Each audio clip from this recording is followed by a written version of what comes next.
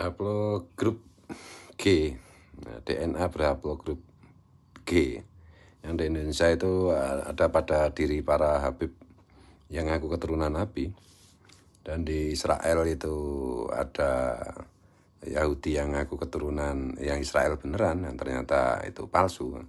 Karena kalau Israel beneran itu berarti keturunan Nabi Ibrahim, itu berarti J1. Dan ternyata mereka haplogrupnya itu G, sama dengan Habib-Habib yang ngaku keturunan Nabi. Padahal keturunan Nabi Ibrahim pun tidak. Di mana-mana bikin kerusakan dan persoalan gitu. Ada beberapa video yang dikirimkan sahabat saya Gus Fuad yang perlu saya kembali saya up gitu. Dan perlu diingat juga Stalin, apa itu Lenin, kemudian siapa itu Hitler itu juga berhaplogrup G. Maka tidak salah kalau salah seorang jenderal bintang 2 pejabat di BNPT itu pernah keceplosan menyampaikan di depan publik bahwa haplogrup G itu memang semacam DNA yang dimana-mana ditakdirkan untuk bikin perkara, bikin kerusakan gitu. Di Indonesia itu dengan ngaku-ngaku sebagai keturunan Nabi, di Israel itu ngaku keturunan Ibrahim, ngaku Yahudi, padahal mereka bukan. Di Jerman mereka punya Hitler, Stalin, dan lain-lain. Di Indonesia juga pernah punya DNA Idit dan lain-lain. Ini menarik ini ya. Coba perhatikan ini video-video pendek berikut ini, oke? DNA result. What? It's banned. Do you know this creature? He is Yair Netanyahu, the son of Benjamin Netanyahu. Take a look. It's his leaked DNA test.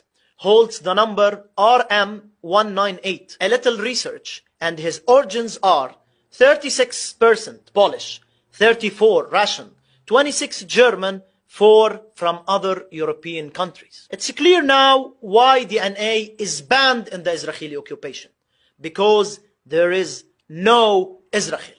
They are just occupiers, a bunch of slaughterers who stole the land of olive. The moronic son once said, there is no P in Arabic, so Palestine do not exist.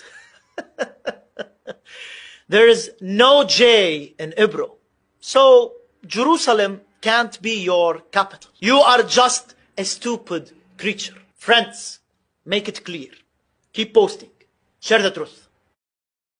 As to the origin of the present Jews in Palestine, he states that those Jews derived from Eastern Europe, and many of the Jews that today live in the reconstituted state of Israel come from Eastern Europe, are not descendants of the Judeans or the lost tribes of Israel, but rather descendants of the Khazars. Who are they?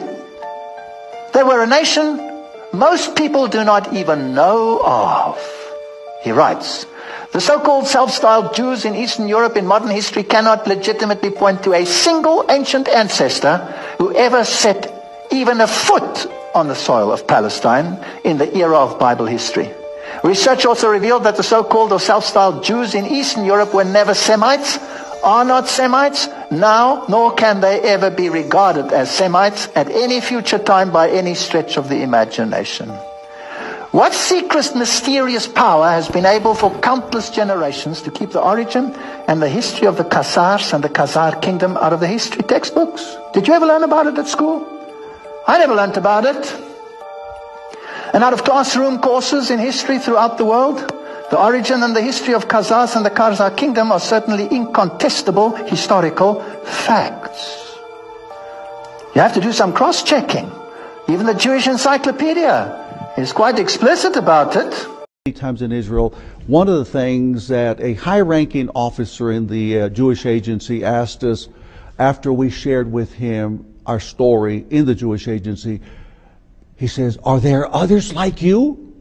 I says, "Oh, I didn't know." I said, "There's many thousands of us." "Well, I want to meet them," he says. And that's when he flew to Albuquerque to meet them, to meet some of you, and then to San Antonio, my hometown, to meet more of us. So yeah, it's like it's for such a time as this that God has kept us in hiding. But now is a time that God is beginning to say it's time to get out from hiding, which is the title of my latest book, Out from Hiding, by the way, Evidence of Sephardic Roots Among Hispanic Latinos. But, you know, Bernadette, the point is that they went into hiding. We've been in hiding. We've hid the secret so well. But now we're saying, wait a minute, something is not right with this picture. I'm not who they've said I am. I'm not. I remember growing up, if I may indulge me. I remember growing up a long time ago. we were called Latin, then Latin American, Latin American. Then we were called Spanish. Then we were called Spanish American. Then we were called Mexican. Then Mexican American. We're a hyphenated people. It's almost like Humpty Dumpty said on a hyphen, you know.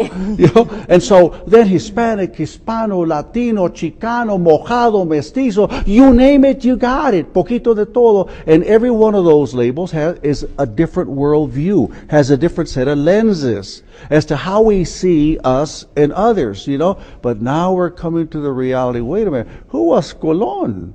Who was Oñate? Who was grandpa and grandma and great-grandpa and grandma? Who were these people really? Why did they act differently? But when we ask, well, why do you do things this way? I don't know. I just learned it from abuelita, from grandma. I learned it from grandpa, you know. So that's the mystery and the beauty of the secret that God is unveiling these days.